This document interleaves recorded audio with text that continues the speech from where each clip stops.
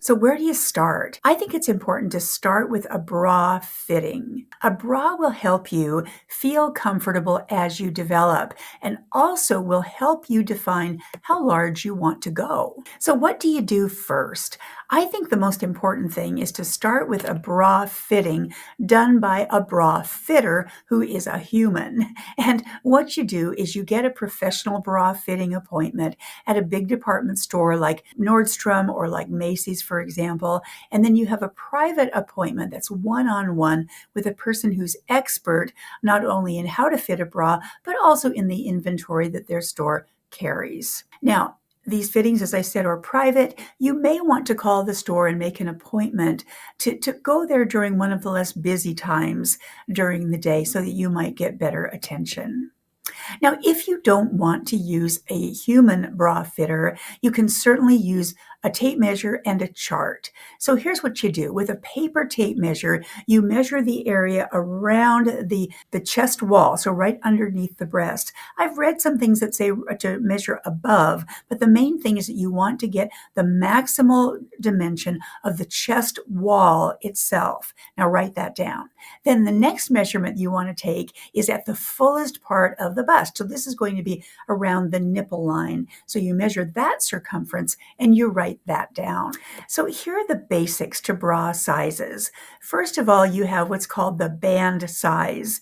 And the band size is the measurement around the chest wall. I keep calling it the band width, but it's the band size. Then you have the cup size. And the cup size is going to correspond with the difference between the chest wall or the band size and the largest circumference of the bust. And so let me give you some examples, and I know this really varies from company to company. But for example, if you have an A cup, that's going to probably represent about a 1-inch difference between the chest wall measurement and the full nipple line measurement. A B cup might be a 2-inch discrepancy, and a C cup might be a 3-inch difference, but this is going to vary according to brands. Here's some examples. So you might have a 36D bra that corresponds with a chest wall measurement of 36 inches and a maximal chest measurement of 40. So there's a 4-inch difference for a B cup.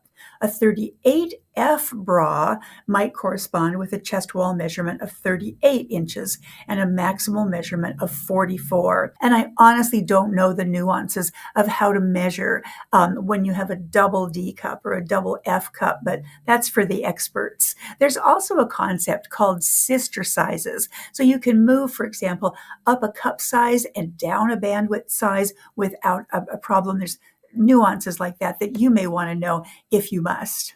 Now, if you are confused by all of this, let me enlarge this little picture.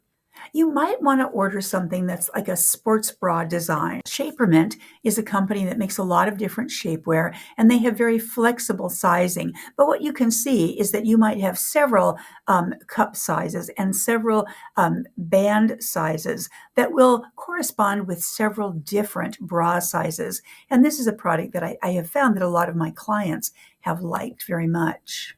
Okay, remember, a chart is not going to tell you the individual variations in bra styles. A chart's not going to know what available inventory a store has at that given moment. A chart cannot appreciate your body contours, your shoulder width, for example, or your personal body style. It won't take into account your weight, and it's not going to help you with nuances like, should I have an underwire or not? Again, that's more advanced.